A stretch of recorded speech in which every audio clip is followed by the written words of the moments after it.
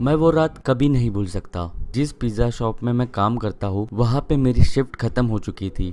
मैं रेडी हो रहा था घर जाने को, तभी वो फ़ोन बजा। उस रात काउंटर पे मैं ही अकेला काम कर रहा था, तो मैंने ही फ़ोन रिसीव किया। लेकिन कोई बात ही नहीं कर रहा था, इसीलिए मैंने फ़ोन रख दिया। कुछ 1 मिनट बाद फिर से वो फ़ोन रिंग हुआ।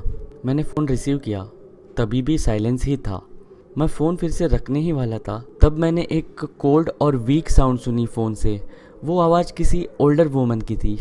उसने कहा उसे रेगुलर चिकन पिज़्ज़ा चाहिए। मैं फ़ोन पे तो शांत रहा, लेकिन अंदर से तो मैं उस बूढ़ी औरत को गालियाँ दे रहा था। मैं अपनी शिफ्ट ख़त्म करके घर जाने ही वाला था, तभी उसका फ़ोन आया था। मैंने अपने बॉस को कहा कि कोई तो पिज़्ज़ा डिलीवरी ऑर्डर कर रहा है। मेरे बॉस ने कहा मुझे वो पिज़्ज़ा डिलीवर करना होगा। पहले तो मैं बहुत अपसेट हुआ, लेकिन मैंने सोचा कि मुझे इसका टिप भी मिलेगा, और बूढ़े लोग बहुत ही ज़्यादा अच्छी टिप देते हैं। मैंने एड्रेस नोट डाउन किया और मैंने उसे कहा कि मैं वहाँ पे जल्दी आ जाऊँगा, लेकिन उसने पहले से ही फ़ोन कट कर दिया था।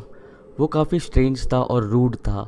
मेरे बॉस ने मुझे डिलीवरी के बाद घर जाने को कहा, क्योंकि वापस आने तक तो पिज़्ज़ा शॉप बंद हो चुका होगा। तो कुछ 11 बजने से थोड़ी देर पहले ही मैं अपने गाड़ी में बैठा और पिज़्ज़ा डिलीवरी करने के लिए निकल गया। दिए हुए घर का एड्रेस काफ़ी शांत जगह पे था। जीपीएस की मदद से मैं एड्रेस लोकेशन पे पहुंचा। वो काफ़ी शांत और 1 फ्लोर का घर था।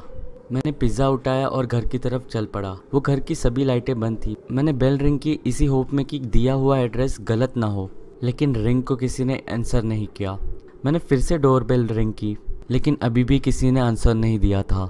मैं अभी वहाँ से निकलने ही वाला था, तभी मैंने अपना सर राइट साइड में घुमाया और मैंने देखा कि वहाँ पे खिड़की पे कोई खड़ा है। मैं पहले तो काफ़ी डर गया, फिर पीछे हुआ, फिर उसके बाद मैं इवेंचुअली उस खिड़की के पास गया उस इंसान को देखने।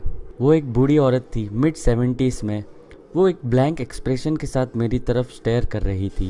विंडोज़ के थ्रू मैंने चिल्लाया कि उसका पिज़्ज़ा मेरे पास है, लेकिन उसने कुछ रिस्पॉन्ड ही नहीं किया। इसलिए मैंने और भी चिल्ला के कहा। तभी उसकी फेस पे एक बड़ी सी स्माइल आई।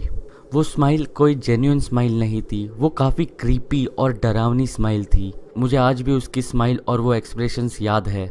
मैंने डिसाइड किया कि मुझे वहाँ से निकल जाना चाहिए, तो मैं वहाँ से निकल गया और अपने कार में जाके बैठा। पिज़्ज़ा को मैंने पैसेंजर सीट पे रखा। मुझे लगा कि मुझे ये सब अपने बॉस को इन्फॉर्म करना चाहिए। मैंने मेरे बॉस को टेक्स्ट किया और मैंने कार चालू कर दी।